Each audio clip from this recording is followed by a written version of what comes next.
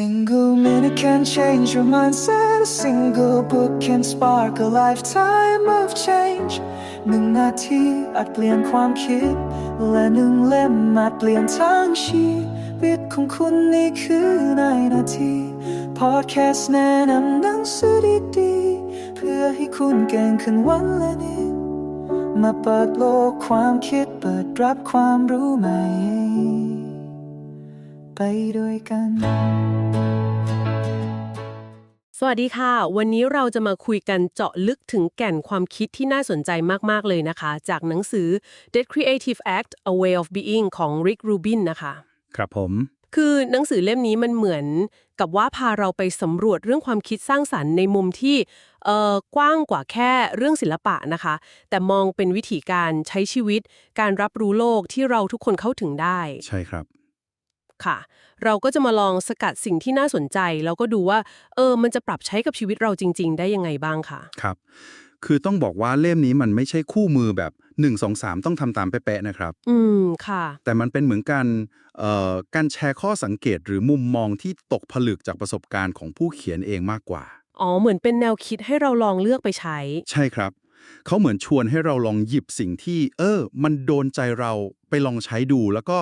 ไม่ได้บังคับว่าต้องเชื่อทุกอย่างเป็นการเชื้อเชิญให้สำรวจมากกว่าครับเข้าใจเลยค่ะมีแนวคิดหนึ่งที่แบบเปิดโลกทัศน์มากๆเลยค่ะคือที่หนังสือบอกว่าทุกคนคือผู้สร้างครับผมตอนแรกอาจจะเราไม่ได้วาดรูปไม่ได้แต่งเพลงแล้วจะเป็นผู้สร้างได้ยังไงใช่ไหมคะ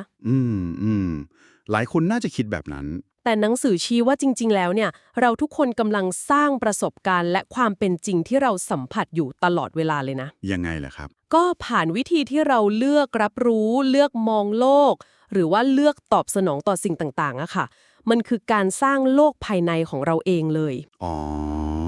เข้าใจแล้วคือไม่ใช่แค่สร้างผลงานแต่สร้างประสบการณ์ของเราเองใช่ใช่ค่ะซึ่งมันก็น่าสนใจมากครับเพราะมันเหมือนเปลี่ยนมุมมองจากการที่แบบเราต้องเค้นอะไรออกมาจากข้างในตัวเราอย่างเดียวไปสู่การเปิดรับสิ่งที่มีอยู่แล้วรอบๆตัวเราที่หนังสือเขาเรียกว่าการปรับจูน tuning in นะคะครับเพื่อรับแรงบันดาลใจหรือว่าข้อมูลจากสิ่งที่เขาเรียกว่าแหล่งกำเนิด source ที่อยู่รอบตัวเราอุปมาเหมือนอะไรดีคะเหมือนเราเป็นเสาอากาศอะครับที่ต้องคอยปรับคลื่นให้มันตรงกันอ๋อซึ่งกุญแจสำคัญเลยนะคือการมีสติรู้ตัว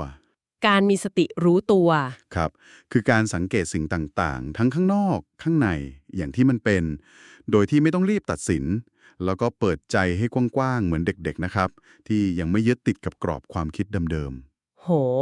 การเปิดใจให้กว้างนี่สำคัญจริงๆนะคะเหมือนเป็นการเคลียร์พื้นที่รอรับสัญญาณใหม่ๆเลยๆใช่ครับซึ่งมันก็เชื่อมโยงกับอีกเรื่องที่หนังสือเน้นเหมือนกัน คือเรื่องนิสัยครับเรื่องนิสัยหรือพวกกิจวัตรเล็กๆน้อยๆแต่ทำสม่ำเสมออาจจะฟังดูขัดๆนิดหน่อยนะคะกับความคิดสร้างสรรค์ที่ต้องอิสระใช่มันดูเหมือนตรงข้ามกันแต่หนังสือยกตัวอย่างเรื่องโค้ชบาสเกตบอลจอห์นวูดเดนที่แบบวันแรกสอนนักกีฬาใส่ถุงเท้าให้ถูกวิธีเป๊ะๆเลยอ๋อผมเคยได้ยินเรื่องนี้ครับนี่ค่ะการสร้างกรอบหรือวินัยเล็กๆน้อยๆแบบนี้แหละที่เขาบอกว่ามันช่วยลดภาระการตัดสินใจเรื่องจุกจิกทำให้เรามีพลังงานมีพื้นที่ว่างในใจสำหรับการสร้างสรรค์ที่สำคัญกว่าเหมือนเป็นการเตรียมภาชนะให้พร้อมเสมอใช่เลยค่ะแบบนั้นเลยถูกต้องครับคือการมีกรอบที่เหมาะสมเนี่ยมันก็ช่วยให้ความคิดเรามันไหลลื่นได้ดีขึ้นนะแล้วพอพูดถึงการหลุดจากกรอบเดิมๆเนี่ยอีกแนวคิดที่ผมว่าทรงพลังมากๆเลยคือความคิดแบบผู้เริ่มต้น beginner's mind ความคิดแบบผู้เริ่มต้นครับมันคือการมองสิ่งต่างๆเหมือนเราเพิ่งเคยเห็นครั้งแรกเลยปราศจากอคติหรือความเชื่อเดิมๆที่เราสะสมมาอืม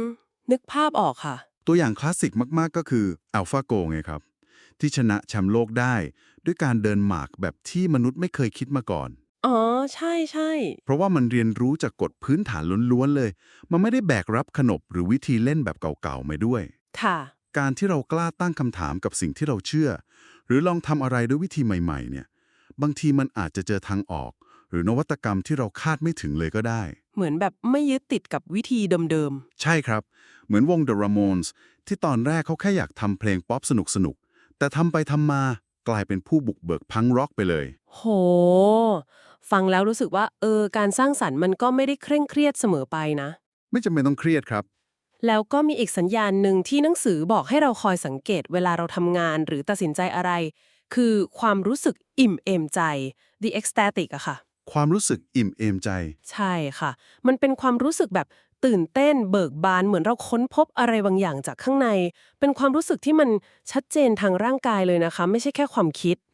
มันเหมือนเข็มทิศข้างในที่บอกเราว่า ใช่เลยทางนี้แหละอะไรแบบนี้ เป็นเหมือน gut feeling หรือสัญชาตญาณ ใช่ใช่ค่ะ เป็นสัญญาณที่ทรงพลังมาก ให้เราเชื่อสัญชาตญาณตัวเองมากขึ้น จริงครับ แล้วแนวคิดเหล่านี้ทั้งหมดเนี่ยมันไม่ได้จำกัดอยู่แค่ในสตูดิโอหรือห้องทำงานศิลปินเลยนะครับ ใช้ในชีวิตประจำวันได้เลย ได้เลยครับ อย่างการฝึกมีสติรู้ตัวเนี่ยก็ช่วยให้เราเท่าทันอารมณ์ความคิดตัวเอง แล้วก็สังเกตเห็นรายละเอียดเล็กๆน้อยๆรอบตัวได้ดีขึ้น ซึ่งบางทีมันก็นำไปสู่ไอเดียใหม่ๆได้นะ อือฮึ ส่วนความคิดแบบผู้เริ่มต้นเนี่ยก็เป็นเครื่องมือที่ยอดเยี่ยมเลยครับในการแก้ปัญหา ไม่ว่าจะเป็นเรื่องงานหรือเรื่องส่วนตัว ช่วยให้ไม่ติดกับดักความคิดเดิม ใช่ครับทำให้เราไม่ติดกับดักวิธีคิดแบบเดิมๆ กล้าลองผิดลองถูกมากขึ้น ๆ ฟังดูมีประโยชน์มากๆเลยค่ะ แต่ที่เราคุยกันมานี่ก็ยังเป็นแค่ส่วนหนึ่งของมุมมองที่น่าสนใจในหนังสือ The Creative Act A Way of Being ใช่ไหมคะ ครับผมยังมีอีกเยอะเลยครับ ยังมีรายละเอียดแล้วก็แง่มุมอื่น ๆ ที่ลึกซึ้งชวนให้คิดต่ออีกเยอะเลยค่ะ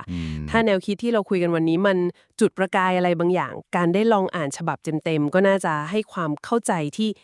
ครบถ้วนแล้วก็ชัดเจนขึ้นมากเลย แน่นอนครับ และแน่นอนว่าการสนับสนุนผู้เขียนโดยตรงด้วยนะคะ ใช่เลยครับ ก็น่าสนใจนะครับว่าผู้ที่ได้ฟังการพูดคุยของเราในวันนี้ มีความคิดเห็นอย่างไรกันบ้าง ค่ะ หรือถ้าใครเคยอ่านหนังสือเล่มนี้แล้ว มีมุมไหนที่ประทับใจเป็นพิเศษ หรืออาจจะเคยลองนำแนวคิดไหนไปปรับใช้ แล้วเกิดผลยังไงบ้าง อืม ก็มาแลกเปลี่ยนกันได้นะครับ ผมว่าคงจะเป็นประโยชน์กับคนอื่นๆด้วย ใช่เลยค่ะ น่าจะดีมากๆเลย ก่อนจะจากกันวันนี้มีคำถามอยากฝากให้ลองไปคิดเล่นๆดูค่ะ ครับ ธรรมดาสักอย่างที่เราคุ้นเคยมากๆเลย เช่น การแปรงฟัน การเดินทางไปทำงาน หรือแม้แต่การกินข้าวเนี่ย ครับ จะมีอะไรเปลี่ยนไปในการรับรู้ของเราบ้างคะ ลองไปสังเกตกันดูนะคะ น่าคิดครับสำหรับวันนี้ก็ขอบคุณที่มาร่วมสำรวจความคิดจากหนังสือเล่มนี้ด้วยกันนะครับ สวัสดีครับ สวัสดีค่ะ Every page you turn is another step towards your success ทุกนาทีพลิกคืออีกหนึ่งก้าวสู่ความสำเร็จในแบบของคุณ หากคลิปนี้มีประโยชน์ช่วยแชร์ไปให้คนที่คุณรัก แล้วเอามาเรียนรู้สิ่งใหม่ๆไปพร้อมๆกันครับ